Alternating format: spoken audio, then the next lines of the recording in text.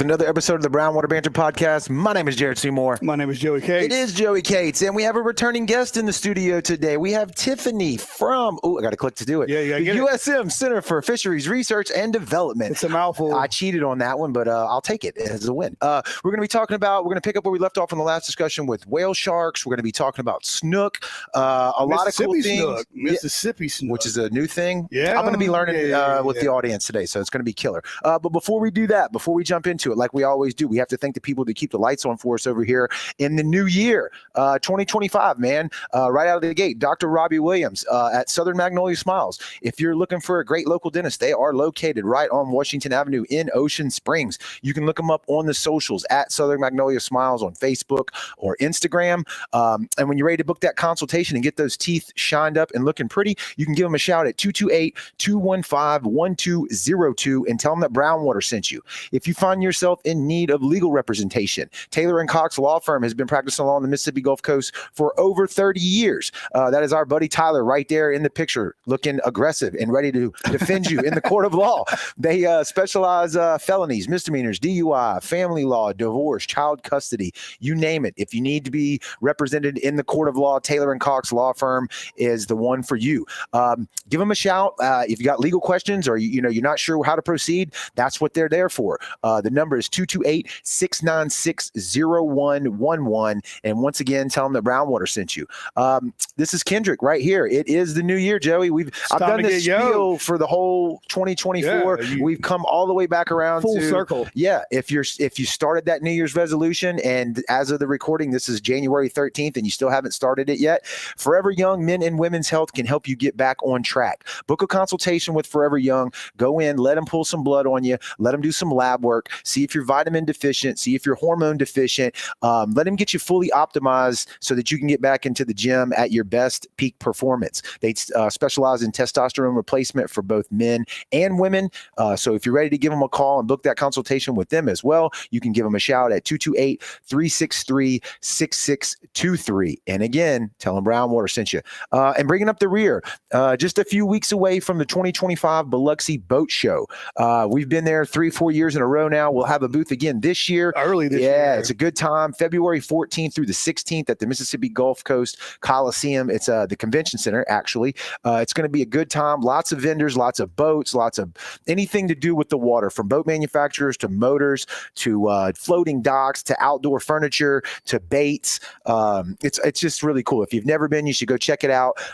You can get tickets, I think, on their website and then also at the door the day of. It's family friendly. It's a good time. February 14th through the 16th. Go check it out. Look them up on Facebook if you want to know more information. You can just type in Biloxi Boat Show. We'll be running a little seminars like we did last year. That's right. We'll have some guest speakers and doing some cool stuff there. So it's going to be a good time. We're looking forward to it. We have fun at that event every year. So thanks to all the sponsors again for helping us kick off the new year and keep the show running. So now jumping into the conversation. So welcome back. Thank you for coming back on the show again with us. I don't know how long has it been since that last episode when I believe we discussed heavily the whale shark population. Is that correct? So actually that wasn't me. That was Nikki who had the project before. I thought. Yeah. She touched on it just a tad. Okay. I think I was in the transition of going to USM and we were talking about it. I was actually with NOAA as a contractor at the time, working with the HMS management division. Okay. And so I left. So it's been almost 2 years. It's been a while. It flies by for us. I can't believe it, but yeah.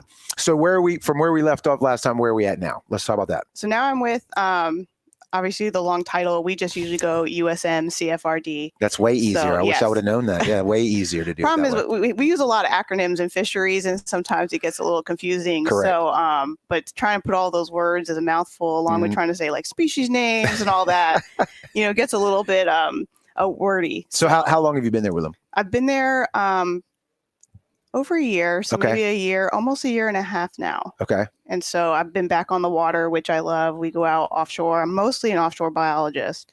Okay. So we go out in the Gulf of Mexico. We're doing long-term monitoring with different types of gear, mostly working with federal projects, doing some camera work, doing some like community diversity work, looking at all the species out there. And then inshore, we're doing a lot of monitoring, some seine work, and then we're starting on the Snook is actually the big new project we've got going on. Yeah. We were talking a little bit before we went live. There's a little chatter going on online right now in our little Facebook world. You actually started this. You had feelers out there. You already knew that this was coming. So y'all are going to start a program where you're actually going to take the Snook in and tag them, or at least let y'all know that y'all actually caught the fish, right? Yeah. So I guess we'll get there in a little bit. We'll talk about that because there's a whole evolution of how this has kind of come about. Right. But the lab does a lot of work. We're looking at billfish. We look at, inshore. We've got the tag and release with Miss Diane with, redfish and, how do you guys call it? Speck? Yeah. Speck trout. Triple tail. Yeah. So there's all the proper names, I'm sure. Used to the slang terms. I started my career in Florida, so there's also like completely different slang terms names, over there. cobia. We use that one. There's lemonfish, Lemonfish. wing, and you got to remember where you're. I've never heard blackfish till I came here. Instead of a mango snapper, they call them mangoes. Mangoes. I like that. Weirdest thing I've ever heard in my mangoes, life. They're mangoes. They're delicious. Yeah. So it's always interesting going in different places and learning different names for all the fish. So USM, everybody knows that. Choked to death. I'm trying to take a breath. Okay. We are certified, just so you know. I'm back. All right. Okay, good. USM, the research lab part, at least I'm sure a lot of people on the Gulf Coast are familiar with, right? And as the name would imply, does a lot of research, right, out in the Gulf of Mexico. One of the things that we've learned doing this podcast and teaming up with the DMR, with the episodes that we do with them, is that there are a lot of people out there actually monitoring what's going on in the Gulf of Mexico. And it's not just arbitrarily made up the limits and catch limits and stuff like that. We're actively trying to learn more about these fish, improve the techniques and ways to do that. Is that right? Correct. And there's, as technology gets better, we can also monitor different ways. So the old way was go out there, drop hook and line, pull the fish up. Problem with that is you're taking the resource out of the water. Right. Then it's like, well, can we put cameras? So we start with GoPros. GoPros, they're fine, but not in murky water, not in low light. If you put lights on GoPros, you can't see them. So now we're evolving even more to these stereo cameras that it's incredible. We can drop a camera down there. We can count fish in pretty low light, pretty turbid waters. Okay. And it's all over the Gulf. That's even evolving now that we've got AI to be able to read the videos. And now they're trying to even create more like sonar stuff that these things are putting sonar out there, and like as a fish swim by, it can like see them. Yep. And like the turnaround time, depending on AI and staff, is pretty quick. And so we can, the red snapper especially, there's CDRs constantly for them to update catch limits. And so these like video data is just money. It is constant. It's a big project. It's involving Florida. NOAA, 2 labs in NOAA, we're now involved with it. And it goes from, Brownsville in Texas, all the way to the Keys. Okay. Really? Now, when you call it a stereo camera, are you versed on what does that mean? Like, so I understand 2 lenses. Okay. So stereo, that makes sense. Yep. There's 2 lenses. They're like these Sony. They're black and white. Okay. So it's at first when you're trying to ID fish that are black and white, you're like, what? I can't see. You go through every ID and it's like yellow stripe, blue line under eye. I don't see any of it. What's going on here? Black and white. Yeah. But the more you do it, it's actually a lot easier, I think, to ID, especially in more turbid waters. And it's cool. It's a cool project, and Yeah. How many cameras do we have out on the Mississippi? Can you tell that right now? So we are working with DMR to bring those stereo cameras to the Mississippi Sound. Okay. We haven't started yet. It's going to, money and all that. Okay. Right. So that is the future goal. That was what I got brought into USM for. Okay. But also there's a whole Fed side to it. Right. And so the Fed side has been going on since 2005. The cameras themselves have evolved. It used to be like just 2 cameras. Right. Now we're doing 360s. Yep. So there's lenses all over. So to get the measurement, so we can actually measure the fish at depth. Okay. Without ever pulling them up. Yeah. Without ever pulling them up. So we can ID them, and then we can actually measure them to get, size classes. Everybody's like, well, there's red snapper. Well, a lot of them are like, right. Or amberjacks. Well, they're like this big. We can start seeing, yes, there's a lot of red snapper, but are they small red snapper? Are they large red snapper? We could and there's like fish that are like selected as like key species we need. Amberjack, Right. red snapper, lionfish, believe it or not, are like a selected species for us because we need to know. Get rid of them. We'll never get rid of them. Yeah. We I'm need to hammer them sorry. and get rid of them. Yeah, too but when many you of say them. a selected species for you, that's still an invasive species, No, correct? selected species means it's something of importance to us. So like, we Right. have Right, but you selected need to monitor species. those lionfishes. So Right. basically just Correct. taking over like correct. crazy. Yeah. You know, They are delicious from what I hear. They are one of my favorite fish to eat. Never had Whether one. you like, you got to be careful with the Yeah. fins. You just cut the fins off.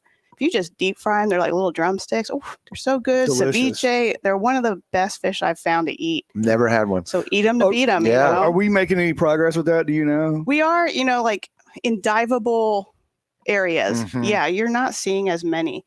But, with these cameras, we can drop up to 180 meters. So 300, Yep, 400 yep. feet That's ish. a good you way. know. Yeah. What If there's a structure out there, they are covered in lionfish. Yeah, that was my next question. What makes where do you choose to drop these cameras? Is there something that goes through? It has to be structure there. It has to be fish there. What do you So do? not necessarily. It's like a random selection. We want to see what's on sand and structure. So they do. The project starts by side scanning. So you go out there and we use a single beam side scan. So we're just towing a towfish around in these grid boxes and trying to find known habitat. So like known reefs. We found people's not known reefs. Mhm. Chicken coops we'll find, we'll be Washing dragging machines. and there's a washing machine or chicken coops. The best, All over the all the place. videos we've seen, like chicken coops just hold some fish. I know. It's amazing. I wonder to how Joey see. knows about that. Uh, I don't know how he guessed that right. So I read a book about it. I read some on the internet Yeah, about I read it. a book about it. Those late night adventures out there, dragging Yeah, one out. right. Allegedly. Allegedly. But I mean, you said in Florida and Alabama, I mean, it was Oh. almost like okay to do Yeah. it. They would bring the chicken coops out there and make personal reefs, and it was And Alabama money. really capitalized on doing that, where you can pay for your reef. They put it out there. You Right. have your numbers. It's really it's an incredible program. Whether they actually produce fish or they just attract fish is always the question. right, Yeah. right. And then it goes back to the sitting. No reef is safe anymore, No. especially with the imagery we got on our phones right now. Right. We could Not be even the sitting phones, there. but like boats, like looking at people's like side scan sonars, like on their boats. It's incredible. Like no Mhm. wonder we're smashing fish more Oh, and yeah, more. yeah. Yeah. You mentioned going back to the cameras, though, putting them out there using AI technology to go through the video, because you got to think, like, if you were using GoPros and just say that the GoPro worked really well, right? You'd still need something to trigger it, because otherwise you just got to leave it on. And there's Correct. so much video that you would have to go through and just physically watch as a human Yes. to do that. I mean, the man hours behind that would be crazy. So for something like AI to be able to just sift through that super quick Yeah. and distinguish what is fish and what is not. And then am I understanding you correctly too, that these cameras now possibly don't even have to continuously run? They can Correct. sync up with some kind of sonar and trigger when to record and when not. So the cameras, the way they're set up right now is that you like hit a button, the camera turns on, and they'll wait about 5 minutes before they actually like turn on. So Mhm. while you're like on the back deck ready to deploy, they're kind of waiting. Then as they are sinking, it's great to get an aerial view of Right. what's down there, so we can, because we do, not only do we look at the fish, we're looking at habitat. Because habitat's just as important as what is around that. Whether it's Why are they there? man-made. Yeah. Yeah. Right? Because that's Yeah, what what is attracting these fish? Right. Could it Right. be a pothole? Is it a Mhm. sinkhole? Is it man-made? Bunch of bait. And that way we can learn too, like, hey, like, gags don't like being able to see through their habitat. They want to be able to not do that. So And culverts wouldn't work for them. You they're put not something as else in great there. for them, Right, right, correct? So like we can take this information and try, if we're going to do artificial reefs, like do them right and make artificial reefs for what you want to like help produce. Right. So the cameras will trigger on, they record for 30 minutes. We read for 20. Okay. So like once the camera like hits the ground, there's always like a, Right. and the It throws fish are like, mud, wow, it's saying, what right, is this? right. Lionfish are like, ooh, new homes. Yeah. They always start coming through, and then we'll start reading for about 20 minutes. And we just record like max N of a fish. So max number of a fish. Okay. And then best measures. Can we get 20 red snapper to be on screen facing the correct way? So Right. it just depends. Now these cameras they stay tethered to the boat. No, we release them. Okay. And they stay there in place? that's the goal. Okay. Well, there you go. Yeah. So what happened when one gets away? Yeah. What do we have to do? You lose $40,000. Oh, And I mean, Lord. that's part of working on the water. You know, as Yeah. fishermen, you know, you go and you throw a lure out there and you hope it comes back. Yeah. Right. And, you know, unfortunately, we just have $40,000 lures. Yeah. Oh, Yeah. You know, and then we have like water quality instruments that are attached to these pods. They record the whole time, taking water data because, you know, that's most important. Mhm. Like we know, salinity, temperature, DO. You know, if there's no oxygen in the water, it's not going to be fish. Right. You know, or you have a fish kill. Right. You know, if it's too cold, some fish will not be there. You know, so we can start relating all these parameters. Now we're getting to the point where we can collect water and take like eDNA. Don't ask me that. I am not a geneticist. I don't Okay. understand. But like the idea is to take a water sample and you can figure out what fish are in the area by the water. So by like the DNA that would, skin yeah. or flakes or scales that come Yep. off of Dino them. DNA. Dino DNA. But this is That's fish. right. there's Yeah. you know, could we just go and scoop water and then we'd be able to tell what fish is in that area? I mean, I guess that kind of makes a little bit of sense. I don't know. You got to have, I would think, some super sensitive equipment. yeah, I mean, Good I mean, Lord. very expensive. I mean, if they very can take human sensitive. DNA off of a cup that you drank off of a week Right. ago. Or laying a skin that's a cell that's in your bed. Right. It's the same thing. Right. It's a flake that falls off of you. You know, that's There the, could be a lot of that's murder. the new front. That's Right. the new thing out there for that. Yeah. And is this replacing the old system, or not replacing, but hopefully replacing the old system of, hey, we need to snap a krill count. We got to go down there and catch them, or we got to put divers in the water, or we got to Correct. do You all know, that stuff. That's not so much the creel. You still need creel because we need to know what, you know, we can know what's out there, but obviously that's not what's coming to the dock. Right. Mhm. Right. Right. You know, so we still need creel type surveys to understand like what are you fishing for, what are you targeting. You know, there's also economic components like how much are you spending on this. We need that information for management purposes. You know, and then you also need the independent. That's what this is. This is an independent study from fishermen trying to figure out what's there.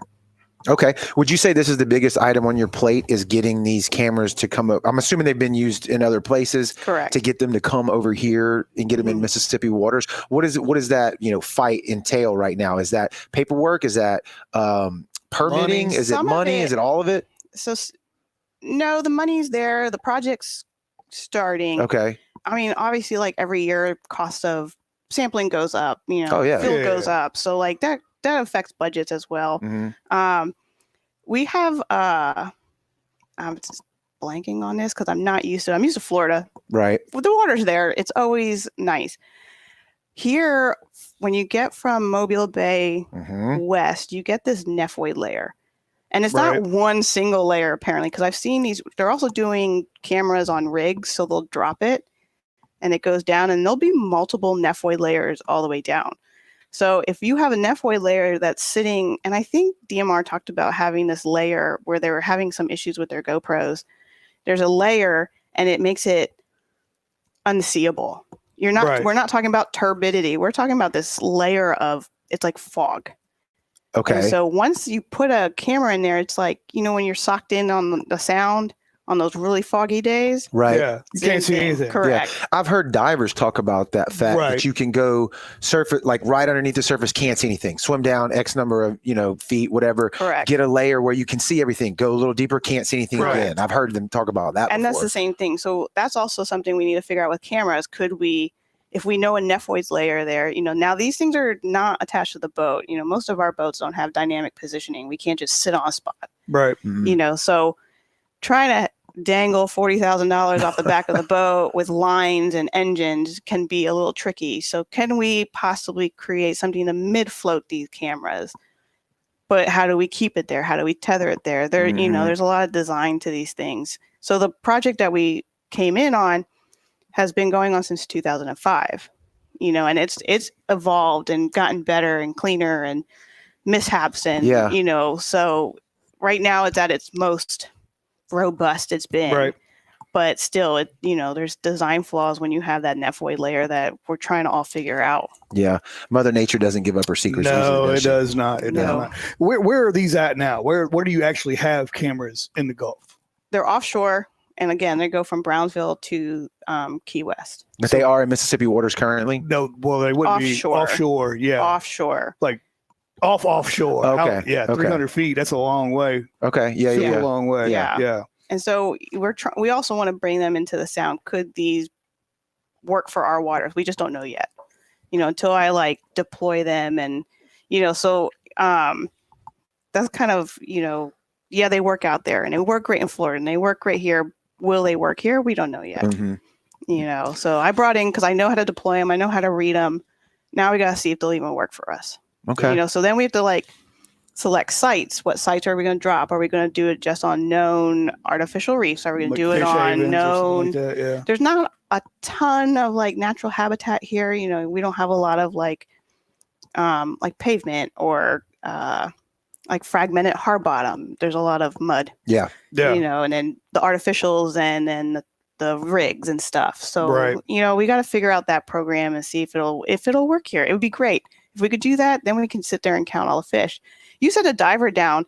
The diver affects the fish. Now we know the camera will affect the fish initially, but once it settles out, they're just like, there's another thing. Red snapper like to look at themselves in the lenses. So do probably be hitting it. Vein ass fish. And they are baited, so there is a little bit of an attractant coming in. Red grouper love to go after those bait bags. They just get in there and they'll tear them up. Same with triggerfish. You put send it bait down with the cameras. Okay. Yeah. Is that to like offset scaring the fish, or is that to actually bring them to the camera? A little bit. I think it was initially brought in to bring them closer, so we can, if it's real far off. Right. Sometimes you're looking like gag don't like to be near these cameras. They'll be in a distance, and you're like, "What is that? What is that?" Yeah. They're haunting in the back. It's like a ghost video. Yeah. Shadow. Is that something? Is it not? Is this all BS? Especially black and white. It's really a shadow. Correct. We're trying.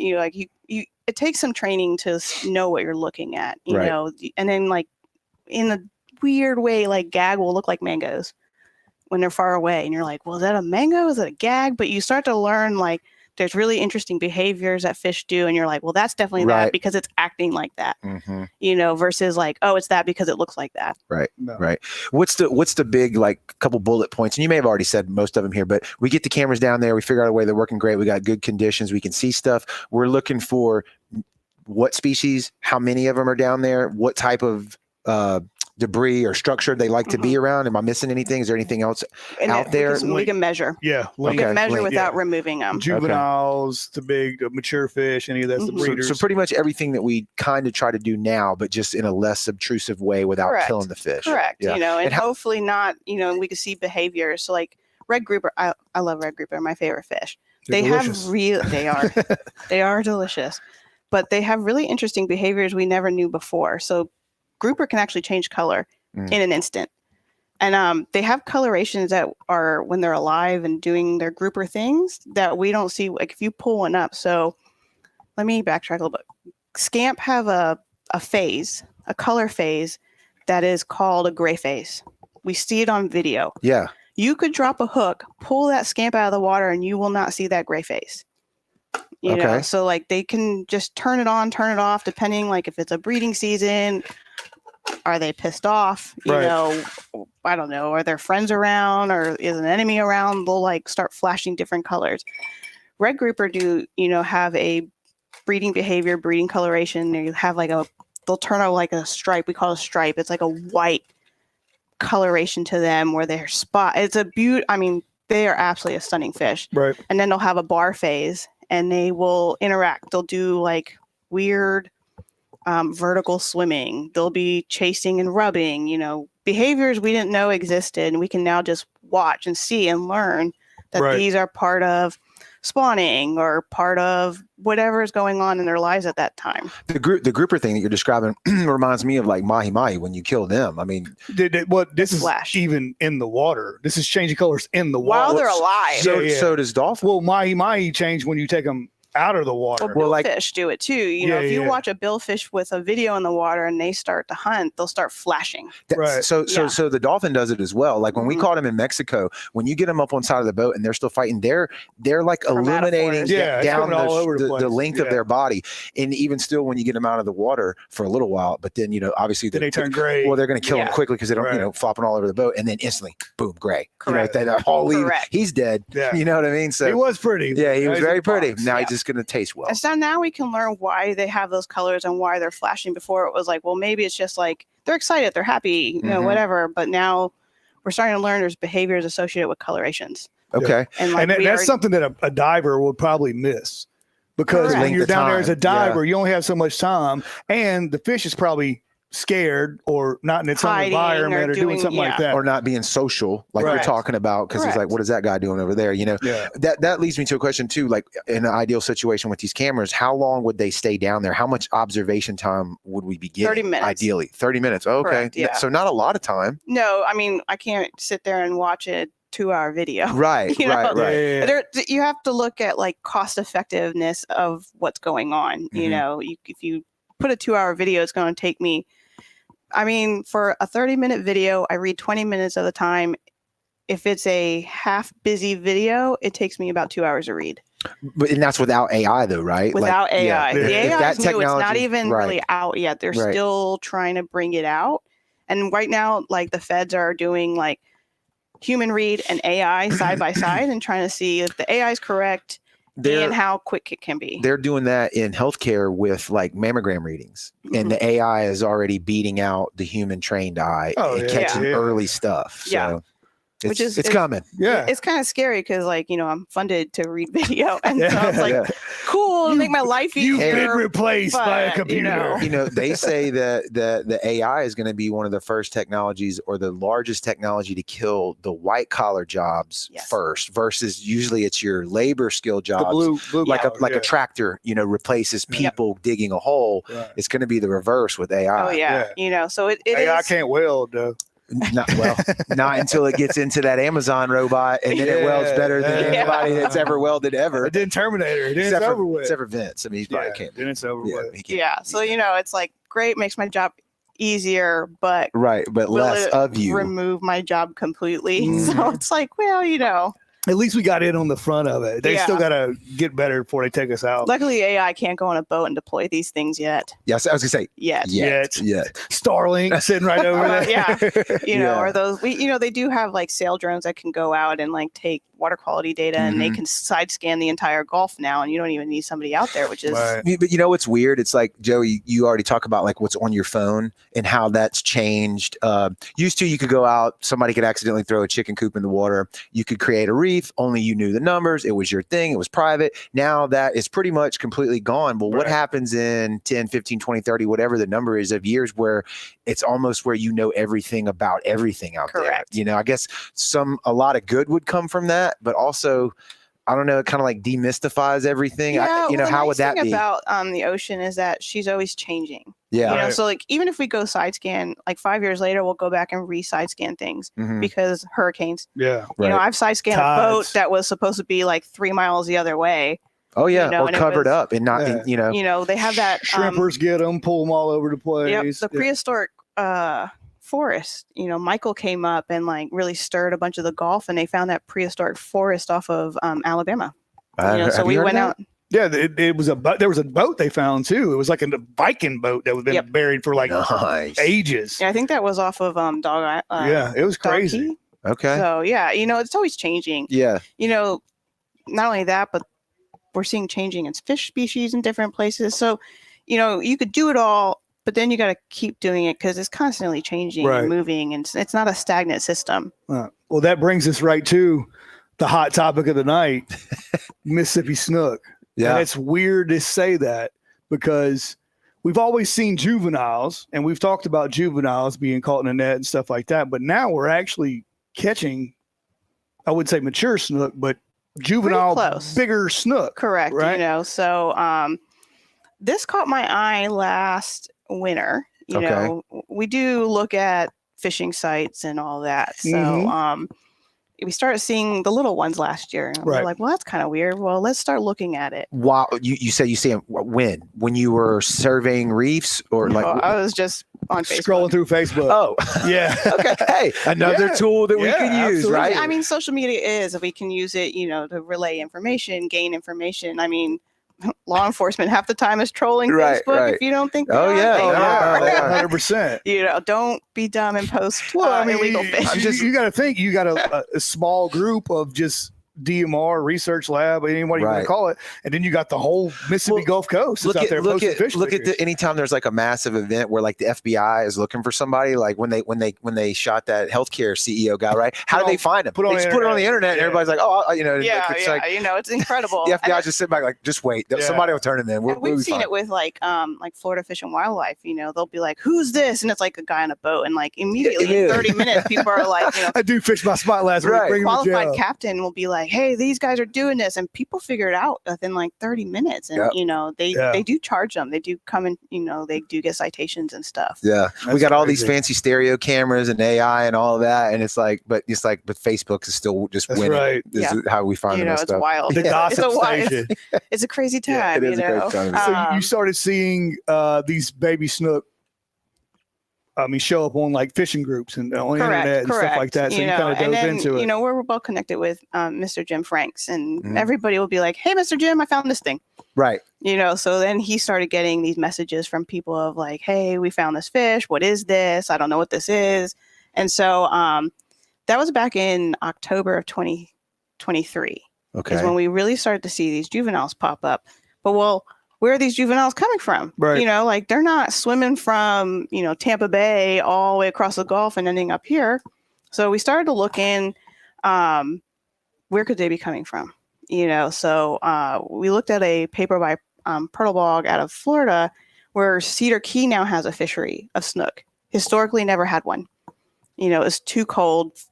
It was known that snook don't go above Tampa Bay on the Gulf. Okay. That's where the line was drawn. Well, now, because of milder winters, they started to see them, but they saw the adults first, then juveniles. I guess that makes more sense. The adult would be a little more resilient or able to handle some. So snook are kind of interesting, especially Gulf common snook tend to stay in the estuary they are born in. Okay. They don't go outside of their estuary too much, but they will, you know, and then they start populating that area. They keep the genetics changing and flowing. You know, we don't need weird snook out there. Yeah. Nature finds a way. Goes back to Jurassic Park wasn't far off here, you know. And so they became an established fishery. They saw the adults first, then they started catching the juveniles. And now, I mean, it's a hot spot for snook fishing and charter fishing and all that, which is wild. You know, so then I started looking a little bit more. Could I find more records? You know, the internet's a wonderful place because everybody puts stuff there. You know, back in, I think the 30s, I saw there was a snook caught in St. Teresa, which is just on the east side of Apalachicola. Okay, now we're getting up the north. Then I started seeing more and more posts. I have friends in Destin, and she's like, hey, we got one here. We're getting him here. We're getting him here. More talk about snook in Destin and Pensacola. Then somebody sent, I think, Mr. Jim a YouTube link, and there's a guy out of Mobile Bay who's fishing for, you know, 15-inch snook, you know, up in the estuary in the top of the Mobile Bay. I was like, well, if they're there, then it looks pretty, you know, he's wearing long sleeves, so it must be cold. Right. So it's like, well, let me start looking. I start seeing more and more hits in Mobile and Coden of juveniles, and a little bit, they have a state record there already. I think it was from like 2015, maybe. I think theirs is a little bit older than ours. Yeah. And so keep looking. We contact Trevor at DMR, and he's like, oh, we had a hit in 2017. Somebody was like, hey, I caught this fish. Is this a snook? You know, but they released it. And so we have a picture confirmation of 2017, a decent sized snook out of Pascagoula. Okay. So then we start digging a little bit more. How long have they been? Was there anything earlier in that? And we get a hit from the Natural History Museum up in Jackson. And in 1937, we had a snook off of Point Cadet. Really? That fish used to be in Jackson.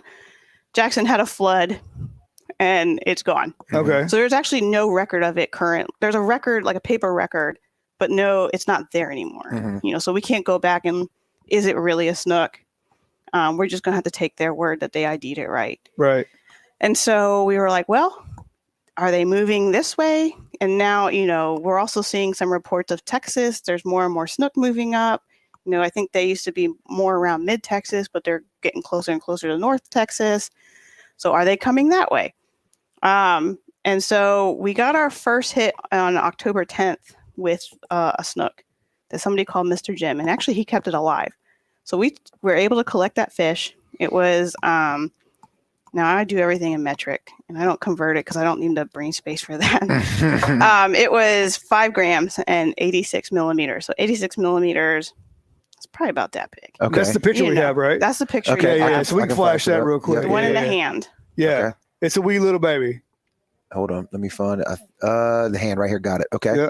All right, so that's up It'll be now. up if you wanna there, keep yeah. going. So Yep. that's the fish we were able to collect. He was alive, so we were actually able to put it at our aquaculture center. The There it is. Yeah. Should be up Now, now. how would somebody have caught that? Cast net? Cast net. cast netting. They were okay. looking for bullnose in a storm drain over there in Fort Maurepas. Maurepas. Yeah, there it is. Maurepas or Maurepas. Maurepas. However, however you want. Not from here, so. Right. But I say it's, Maurepas. it's always tarpon and snook for me, especially in Mississippi.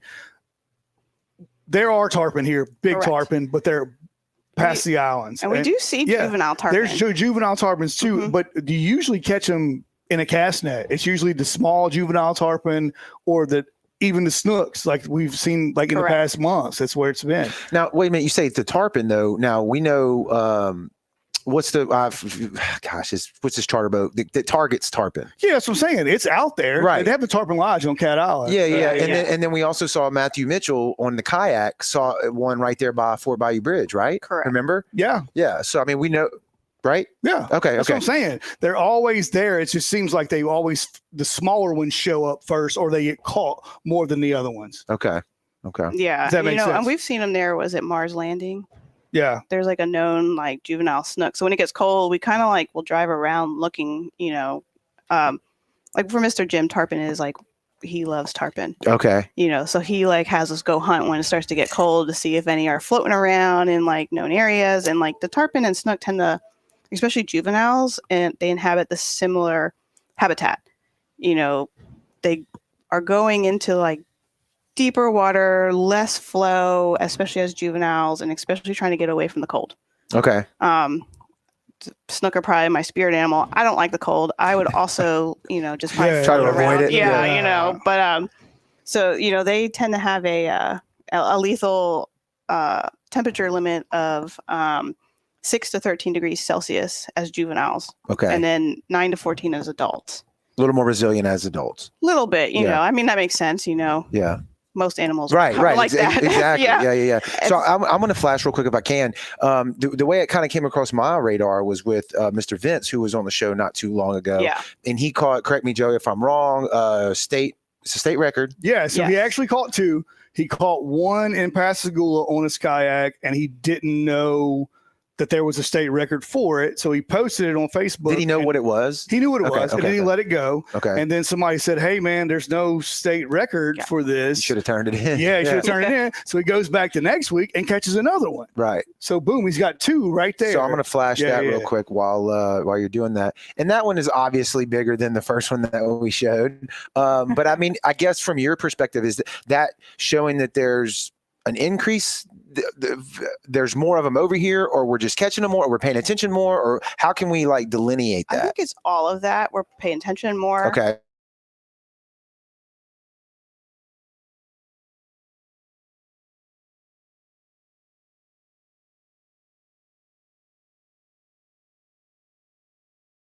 You talk to some of the I want to say, I know it snowed in Hattiesburg in 2014.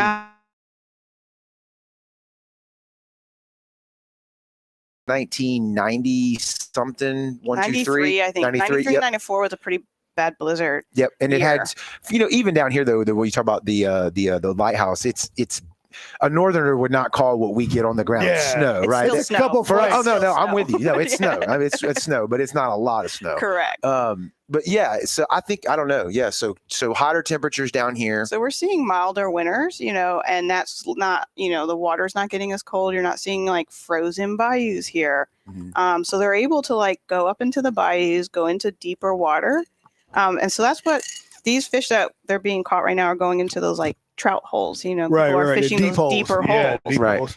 because the bigger fish we started. So Vince was probably second on my radar. I already had 2 guys who were fishing up in Fort Bayou in pretty deep water, who talked to Mr. Jim. Hey, we got these snook, 13 to 14 inches. Then I saw Vince's pictures. Then we saw Broussard's kid. Yeah, Okay, Mr. Randall. I'll flash that. Yeah, Mr. Randall, and then that's Eric's boy who came on with DMR with the Correct. oysters. That's his son who caught that, which was last week. No, I think it's been 2 weeks. 2 weeks. Yeah. And about where is this taken? You said, do you know? That's right outside Bernard Bayou. Yeah, Okay. Bernard Bayou. You see that. Yeah, it's coming up right there.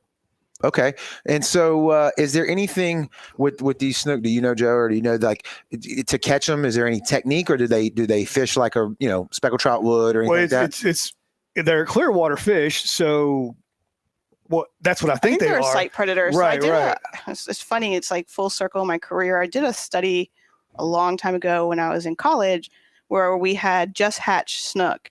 I worked under a guy who was able to take eggs of snook and rear them, which was like the first time anybody's ever done that. And then we had them in tanks and we were feeding them, looking at their mouth morphology as they got older, how their feeding changed. And they're like a, like a predator that stalks, and then would get under their fish, under their prey, and engulf them. Right. Which makes sense. Look at their mouth. Their mouth Right. is upturned. Right. They're like a stalk, but they are a pretty, vivacious predator. Okay. Yeah. So what do you think? Why are they coming up here? Is there any evidence that shows why they're headed this way? We've just seen a general trend over the Gulf that they're just moving more and more north. We're seeing it with other species. This isn't the only species we're seeing change because of, dare I say it, climate change. Well, and I'm not the scientist in this department whatsoever, but like, I think we get used to, especially like in our lifespans and how far back we can go with stories. Yes. Our baseline is like, this is where things are and how things are. Yes. And we don't realize that, if you stop and think about it, the planet is ever changing. Correct. Animals, whether it's land animals or, Gulf of Mexico, wherever you're talking about, they move, they migrate. If the plants die here, they go over there. Like, it's adapt or die. Yeah. It's a dynamic situation, right? We're seeing, historically manatees were never up in the Northern Gulf. We're seeing more and more reports of manatees. I lived in Apalachicola, and, we're not supposed to have mangroves there. Well, we started getting, it's funny, I took a picture of my dog on my paddleboard, and I looked in the background and there's a red mangrove, enough to be several years old, sitting in the background of my picture. Well, they're not supposed to be there, right? But they are, so we're seeing changes. There's species that are being caught in the Northern Gulf that were never there. Well, there's they find fossils of marine life in deserts. Correct. Right. So things are always changing. Planet changes. And I was brainstorming with Randall, who was on the boat when he caught that, and he was talking about Okeechobee. With all that fresh water that's coming out there, it kind of split Florida in half. Yeah. So if you're on the north side and you're a snook, where else are you going to go? You know what I'm saying? So because the fresh water keeps going crazy and all the bacteria and all the dead spots. So maybe they're hightailing it north. I don't know. So it could be that there's a loss of habitat there. Massive die-offs are occurring there because of the blue-green algae, and then the red tide. Poor Florida. They get it from, not only is Okeechobee releasing and bringing in fresh water and that blue-green algae, but they're also getting red tide that comes from offshore. So Okeechobee then fuels the red tide, which has been making it like every year we're starting to see really horrible red tides. And that's not a normal thing. And when it's a really bad red tide, we'll get red tide all the way up even to here. It just needs to have the right fuel and everything to make it bloom. So Florida's a little different. They manage their snook like by 3 counties. Every county, there's like, Northwest.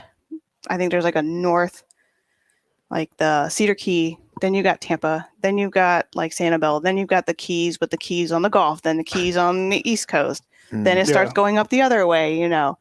Their management of snook is crazy. Well, they got nothing but coastline. You know what I'm saying? I think it's like 62 counties. Yeah, we got a small little bit of coastline that we have to coordinate with. Mr. Vince is in the comments. I appreciate that. He said his was a shrimp presentation both times when he caught the snook. He's probably fishing for sheep's head, if I had to guess. Oh yeah, well that's normally what he does. If he's still in here, he can let us know. But yeah, so anyway, so it was a shrimp presentation. So that's how they, how he caught it. So yeah. So from y'all's perspective with the snook, what was the initiative that you said? I think you started. What we were talking about, was it?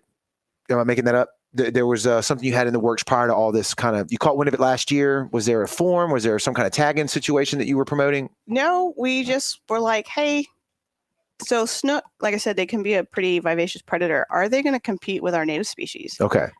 We probably need to know, are they going to start outcompeting, speckled trout? Mm-hmm. Are they going to start competing with this?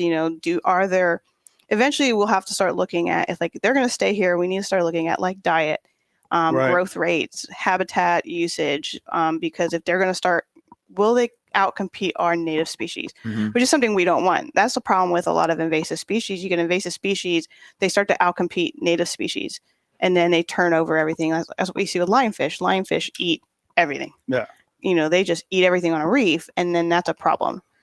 So you would actually call this an invasive species? I would not. No, I don't think because they're still from the Gulf of Mexico. Right. Correct. Right. They're a native species, but they just haven't been here yet. Yeah. Right.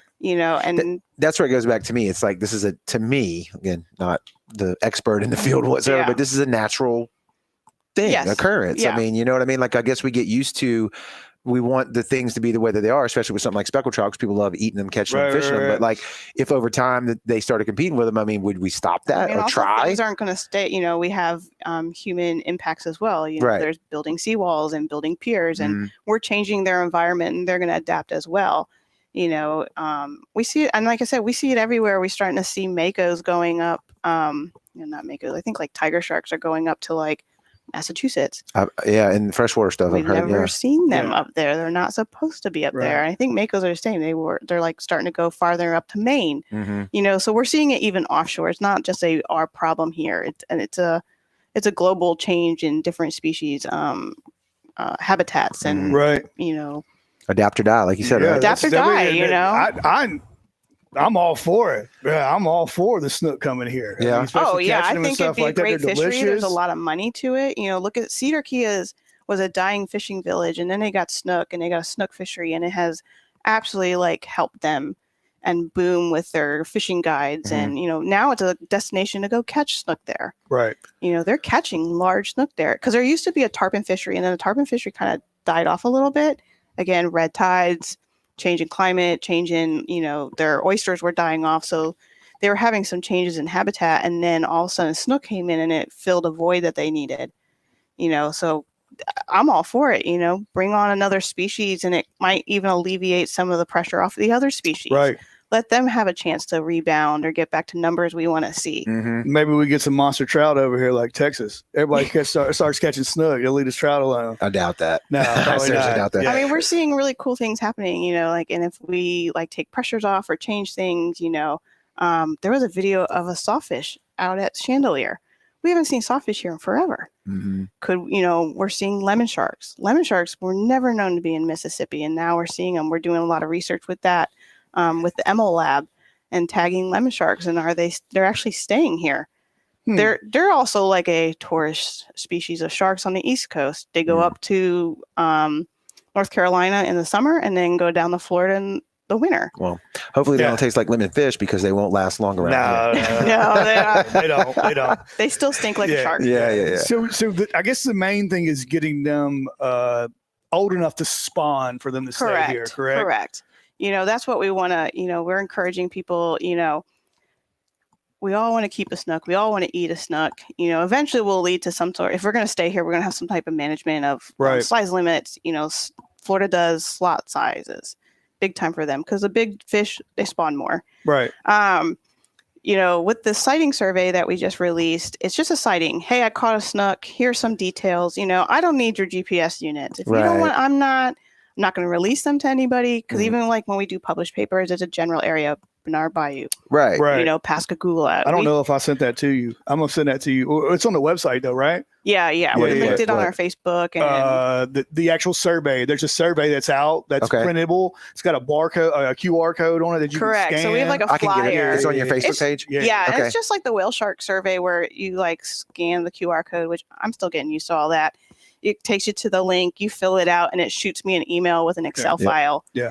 And that's how the whale shark survey, it's the same thing. Hey, we saw a whale shark. We don't need every piece of information. We would like it. And if you take some pictures, we'll gladly archive your pictures, because then we can track, yes, we're seeing them at a certain size, and it will help DMR create a management plan if we need to get to that point. Yeah, the link to that is in the comments below on the Brownwater page, Facebook and YouTube. And so if you want to click on that for and if you don't want to do it by website, I have on that flyer is my email and actually my office phone. I'm happy to talk to you. You can email me. We just want to get information, and what is easiest for y'all as fishermen to give me that information. Right. Yeah. And if there's anything that we can do for, as this podcast, we're doing episodes like this, is to kind of hopefully educate the public that just like what you said, nobody's trying to share like your GPS coordinates or whatever. Yeah. And all this information just does better to help seasons, regulations, links, all this kind of stuff. And there's no season on it. So technically you could keep anyone you wanted. Correct. But it's probably better to just let it go. Correct. Right now, and we are encourage the release of them right now. Yeah. Now, if you catch one and it's like not doing well and you have to sacrifice, it is what it is. Sometimes it happens. They get gut hooked. Right. We'll take your fish. Right. You can have your sides. I don't want your slabs, know, but like we do want ear bones, gut content. I can pull a little bit of chunk of flesh off to do stable isotopes reading. Stable isotopes, just so y'all know, is stomach content's cool, but stomach contents show you the snapshot of what they ate at that moment. Right. Stable isotopes shows what was actually assimilated into their bodies by what they're eating. And you can actually like look at food webs tracing back like months. Science. So like, love it. I studied a species, of stingray in my master's, and they were eating, like I kept finding sargassum in their stomachs. Stingrays aren't eating sargassum, but what they were assimilating is the crabs that are living in the sargassum. Okay. And I would not have been able to tell that from the stomach contents. Yeah. I learned that from this like microchemistry. Right. Yeah. So even if you keep the fish, knock the sides off of it and bring you just a rack. The carcass. I'll take a rack. Yeah. We want ear bones. We want stomach content. We want gonads, because then we can see, are they sexually mature? Are they reproducing? So like we always take that information looking at gonads of fish because we can see seasonality. Fish will like start to ripen. I'm not a reproductive biologist. Fish sexologist. Yeah. It kind of grosses me out. But like you can see that they're like not spawning, then like the eggs start developing, then the eggs are like ready, we call them like running ripe, or they're hydrated, and then you could tell when they've already like released all their eggs and they're on the downhill to start again. And then same with males. There's people that can read all that stuff and tell you. Well, the female trout, they get skinny, they get full of eggs. Correct. You can tell. Correct. And we can take all that data and learn. I think snook becomes sexually mature. So snook are kind of cool. Snook start as males. So all these little ones you're catching, they're all males. And then around, I think 150 to 200 millimeters, they start to sexually mature. Once they spawn that first time, most of those males then become females. Do the math on that. Yeah. Again, Jurassic Park, they were all supposed to be female, and all of a sudden they're not all female. Because they use that damn toad. Yep. So this is similar to reptiles, where they're starting off male and then they transition into female after their first spawn. Not all of them, but some of them. Yeah. Females obviously will get larger. Well, did you say that time frame? How long does that usually take? About a year or two. About a year, yeah. And they'll start reproducing. Yep. So those fish that you saw, I don't know. Did you show the rest of those? No, I did not, but we can do that really quickly. Yeah. I got them right here. We showed Mr. Vince's fish. We showed the tiny one in the hand, and then we had was it Eric's kid? You said? Yeah, Eric's got one. The last one that we have here is this one on the measuring stick. I don't know if we know So the right story now behind they're that. right around. So I think that's Mr. Vince's fish. Yeah, that's right the second around. one we caught. Okay. Yeah. So we're looking at fish. The ones we're seeing. And of course, as soon as we all took a break for Christmas, everybody caught these things. Right. Right. So like I was in Pennsylvania and I was like getting all these pictures and I'm like, this needs to happen when I'm at work.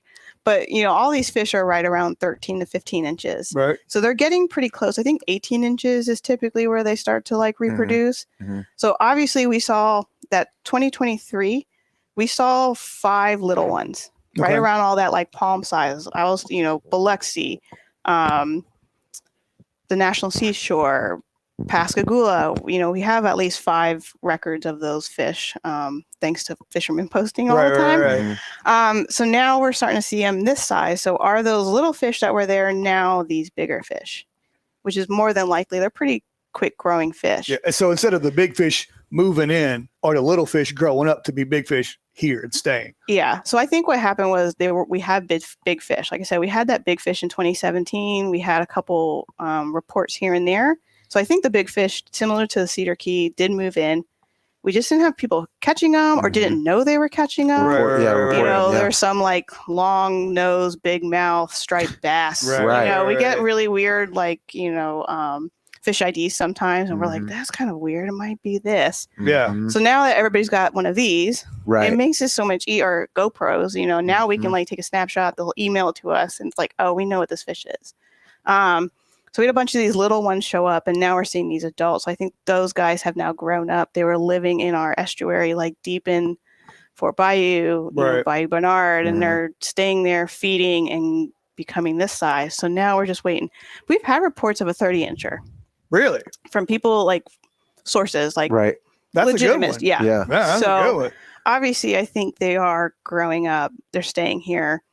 Hopefully like this next week doesn't kill them all off. If you do see a cold stunned one, please, if it's like not flopping or anything, please call me. I'll come grab a dead snook. Yeah. But it sounds to me, especially what Randall said, he called it a deep hole. So correct. They're smart like the rest of them. When it gets cold on top, they're diving down. They're going to find something else. And little ones do like those estuaries tucked in where there's not a whole lot of water flow. They like, murky overhang. So our system is perfect for these little guys. It's just what they want. Right. Then as they get bigger, they start moving farther and farther out. And then if they are spawning here, we do have a genetic confirmation of that one in the hand that is a common snook.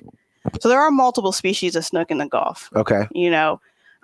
We did genetically test it. It is a common snook. So if it is a common snook, it should behave like common snook, where if they're born here, more than likely they'll kind of stay here. Okay. Yeah, no migrating, none of that stuff. No, they're not a highly migratory, or they're not tarpon going out and swimming the Gulf. They're they tend to like to stay in their little home. Yeah, they taste good. You said? Oh, well, they won't last. That's long. the best eating fish you'll ever eat in your entire life. They're so sweet. They're unbelievable.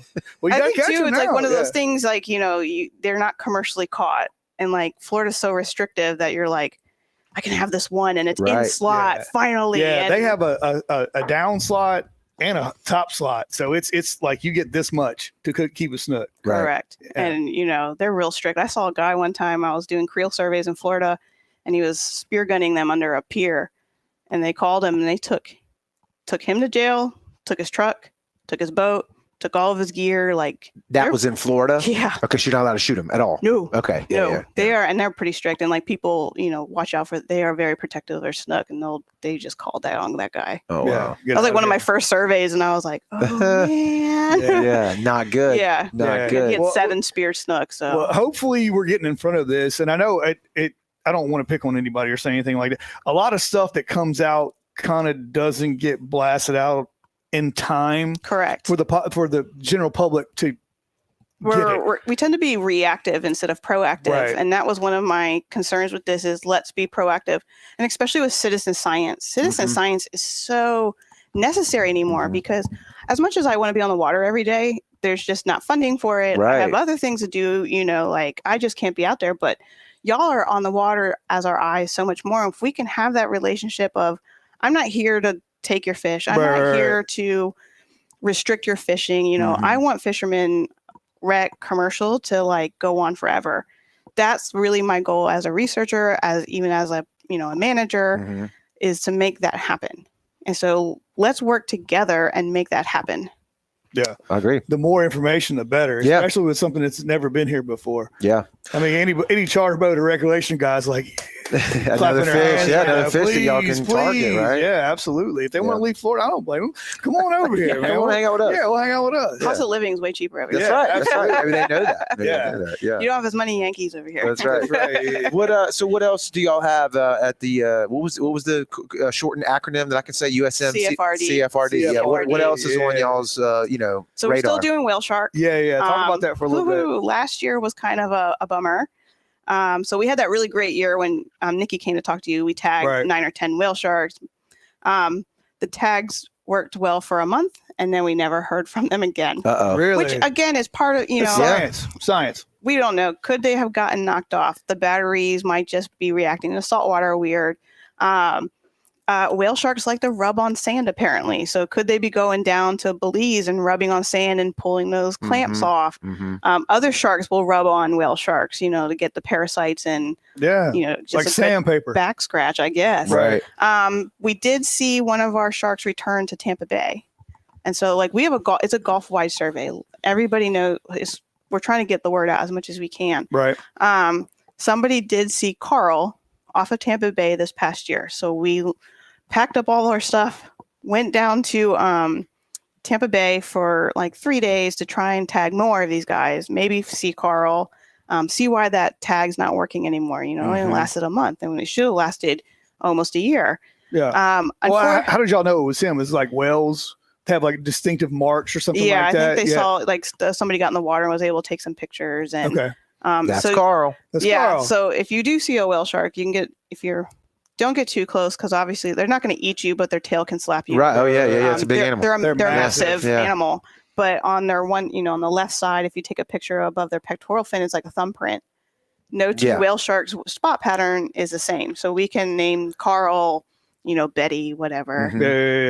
Plus, once you name the fish, it really makes people love that animal. And that's what we really saw with the whale sharks. People don't care about them, but also we named them, we tagged them, we blasted them, and people were pretty aggressive about their whale sharks. They want to know where Carl is. Right.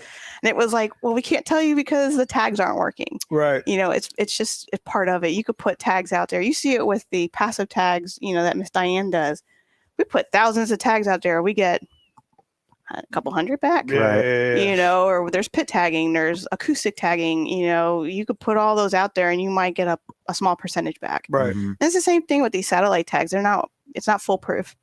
Even though they're, we're looking at $5,000-$6,000, it's more money, it's supposed to be better, but it's not always true. They do a lot with dolphins and stuff like that. My daughter got into it big time because they sell these little bracelets, and you get a tag of the dolphin, whatever, Jim, and then you can get online and you can follow Jim, make the account, and you can see where Jim was, and she would get home every night and see where Jim was. He's pretty much stayed in the same area. He's just doing circles. He was at Marine Life. Yeah, hey, Jim, where you at? Yeah. O-Search was one of the first ones to do that. They had a TV show. They started tagging great white sharks. Yeah. And people went nuts, and they were able to fund a lot of their research because of that. So if you make these animals lovable, people will throw them. That's why dolphins, everybody loves dolphins. They're always smiling. Sure.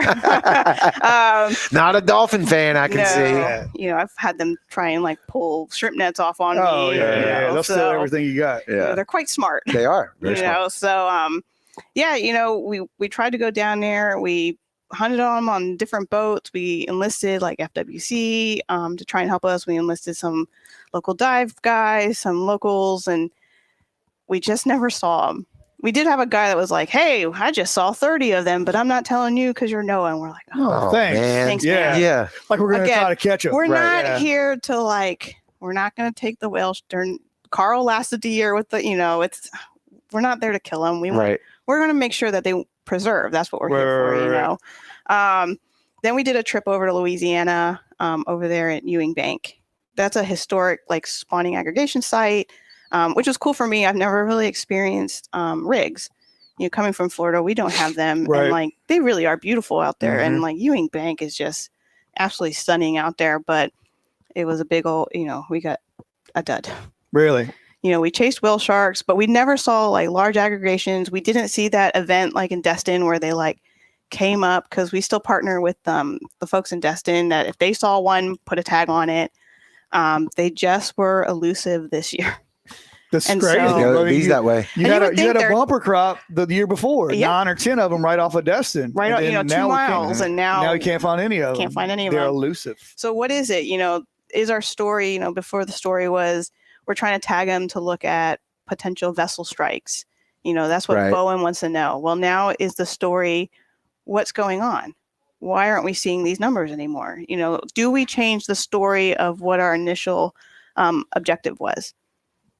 Maybe that's what we'll do this year. We're gearing up for this year, but that sighting survey really is just a pivotal point because we can start to map them. Right. And then like if you start seeing them like, oh, they're off the Keys, now they're off of Sarasota, we can like load all of our, it is a production. There's a bunch of people, there's a bunch of gear, we have to get vessels. It's not like we just have things waiting around for us all the time and then go down to Tampa, try and tag them. Or if we're seeing them in Ewing Bank, or we'd really like to try and get the information out to the oil fields, because those guys are hanging out on the rigs and they could always tell us like, hey, I saw one here, or we're seeing 10 here, and now the aggregation's shown up. Then we can get out there, hopefully. So they're pretty much pack animals. They're going to run in a squad? Not all the time. Okay. So I think they aggregate up when they're, so the Ewing Bank used to be a known aggregation because of little tunny eggs are their favorite snack. Right. So they'll follow the little tunny aggregations. So when they spawn, the whale sharks come in and like snack on their eggs. Are the little tunny changing their behavior? That's causing the whale shark? Are we just not seeing as many whale sharks? We don't know the answer. Right. And that's what this whole thing is supposed to now maybe help us tell a better story of, you know? So they're typically, and it can be solitary. They can be in aggregations. They're awesome. They're awesome creatures. I hope to see one day.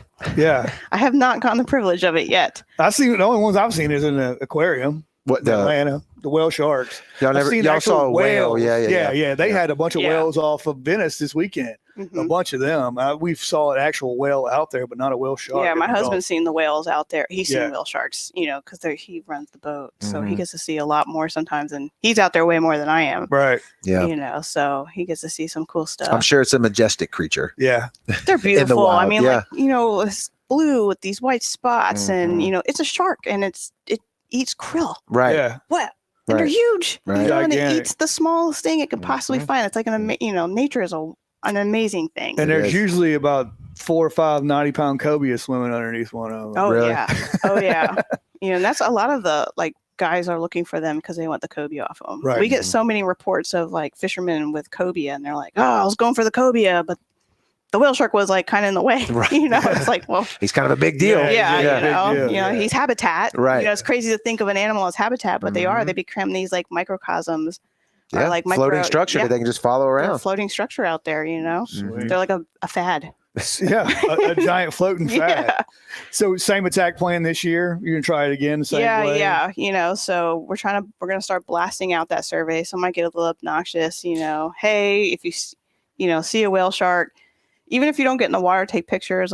Cool. The identification is a really awesome thing because we're building a database off that. But it's mostly hey, I saw a whale shark 10 miles south of Pensacola on this day.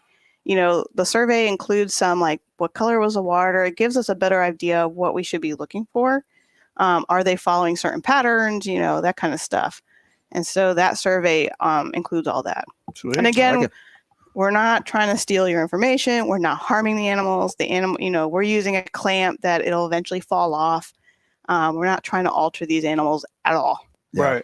Like I said, Carl lived a year with the clamp, so he's doing pretty good, Are we going to revisit the actual tagging anytime soon, or are we going to stay with the same tags? We have different tags this year. Okay. So last time we had these low-tech, just satellite tags. This year we upped our ante, and we've got these splash spot tags. So hopefully they work better. Yeah, we'll see. We haven't gotten one out, so we don't know. We were able to put some tags. We've been collaborating with a researcher down in Mexico, and we sent a couple sat tags down to him, and he put some out this year. So we're watching a couple of those guys, hopefully seeing if they'll come in. We don't know where they're going to go. Right. Are they going to go south? We had one of those sharks go all the way to Venezuela. Are we going to see them come to the Gulf? Dang. We're just kind of waiting to see, because if he has a group that might migrate into the Gulf, then we can follow them and hopefully not only do we have these satellite tags, we have these accelerometer tags. They're called, little Leos. And so we put them on, and it can read yaw and change and pitch and how fast they're moving and speed. Are they feeding? Are they just cruising? Are they doing whale sharky things, So that data can be used for that. So it's pretty cool. Right. That's pretty wild. Is that data open to the public, the tag? We do, we don't, if we get a ping, we're not going to put it on that day. Right. We delay it a little bit because we don't need people going and harassing the animals. We don't want that either. So You know, that was kind of one of the like downfalls with Destin. We put out the call, hey, if you see a whale shark, but then everybody was on the radio, hey, there's a whale shark at these coordinates, and like everybody went there. Yeah. You know, so it kind of makes it a little bit more stressful. You know, not, you know, as researchers, you're like trying not to get run over by boats, and All right. you know, Hopefully nobody hits the shark. Or, yeah, or the shark messing and with that's, the you animal. know, crazy. that, you know, scaring the animal. We finally get a whale shark, and then like all these boats show up, and they, Yeah. Gone. you know, Yeah. we don't want that either. Right. So Right. we delay that data a little bit. Yeah. Was there anything else on your bullet points that y'all are doing out there that we didn't You touch got on? a bunch of them. You got a bunch of them. Well, like the snook stuff's new, even like for me. So I brought we are publishing a paper on those juveniles we saw last in 2023. Okay. Just because it's new, you know, we have genetic confirmation of all that, so that paper should be hopefully. We're in revisions at the time. You know, Okay. there's a lot of snook biologists out there, so Making sure y'all got it right. Yeah. oh, That's yeah, right. Peer you know, reviewed, baby. Peer reviewed. peer That's right. reviewed, That's right. and they definitely like to keep their snook, so Yeah. they're not welcoming of New other- information. Okay. or yeah. just other researchers. You No, I know, got you. I got it's a you. tight knit crowd, There so you go. we're trying That's to break that wall down. Oh, good. Good deal. What? Where? Once it's ready and once it's published, where will it be published at, and how can people find it? So we'll put it on our Facebook page. Okay. You know, we do like to share the research that we're doing. So Okay. I mean, a lot of times it's a lot of jargon in here. Right. But you know, if you're looking for some information, you know, this is where the research starts, and this is where the management really starts, is the research, because management takes the science to make informed decisions. Right. And if you keep up to date with the science, you know, the science is always changing. Yeah. Mhm. You know, like I said earlier, there's new technologies, new information, you know, the water changes, you know, things are changing. It's not a stagnant system. And so then the managers can take that latest information and update it. You know, the cameras, that's what I was saying, they use, so we'll deploy cameras this year. Mhm. We'll have everything analyzed probably by October. Mhm. You know, they deploy them, let's say May to September. They'll have most of the videos read and QA/QC'd, which is just to double check everything, Right. by like October, November. It's a pretty quick turnaround. Yeah. Seems like. There's a push because of red snapper, Right. and it'll go to that CDAR pretty quickly, you know, because that information is gold. They want as much that information that year as they can get. Right. Awesome. 100%. I love it. I linked earlier to that survey that you talked about, and then just now I threw in the link to the Facebook page. So that's the most active place people can stay. up to Yeah, date. that's what, you know, for all things CFRD going on is right there. You know, you can see everything, the billfish stuff we do, Mhm. some of the sharky stuff we're doing. Yeah. We put a lot, you can see, we'll post pictures of like a day in the life of a researcher, or doing this project or that project, just so you can see a little bit of what we're out there Yeah. really doing. It's not always beautiful, you know, sometimes Yeah. you're waist deep in mud, Yeah. being a swamp creature. There you go. Is there any in-person events Yeah, that's what I was gonna that ask. people can come to or check out? We do like Field trips? GCRL will do in person some stuff like Community Day. Couple months back we had that fly fishing video, you know. So when there's events like that, CFRD will be there, and we'll have a bunch of our research, a bunch of hands-on. We do a lot of outreach as well. Mhm. You know, we did Pathways to Possibilities. Right. You know, so we try and be in the public as much as we can to, you know, not only inspire young kids to do what we do. Yeah. You know, it's not always it sounds like a sexy job. It's not a lot of times. We'll take people out there and they're like, oh no, I'm not doing this. Right. You Right. know? This is work. This is Yeah. bad. Yeah. It's not fun. So, you know, we were in 10-foot seas in October, and like watching everybody get seasick is, you know, Part of the job. people getting seasick, you know, everything's falling on you and you question all of your life choices. Right. Yeah. But if you love it, It's It's for the worth it. love of the game. That's right. baby. You That's don't right. feel like you're working a day. You know, That's I love right. being out there, and being 10-foot seas is like great for me. I was like, this is fun. Yeah, You know, everybody else is throwing up. I'm not sure if we have anything like really on the radar coming up. You know, you can look at our page. GCRL has their own page, so Okay. they always have community events.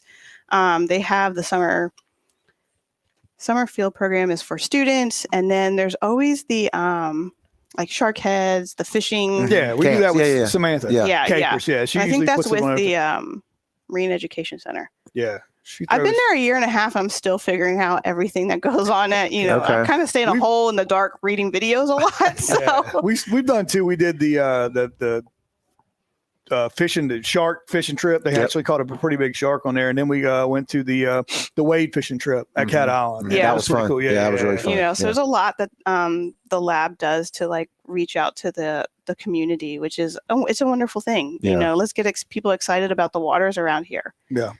I love it. I 100%. love it. That's You know, right, it's right in our not wheelhouse. Florida beautiful, but our water is beautiful in its embrace own it. way. You know, Embrace it. That's what we believe. Yeah. For sure. So, you know, well, we want to thank you for coming back by, Absolutely. stopping back in with us to chat. Anytime. It's always very informative. We love it.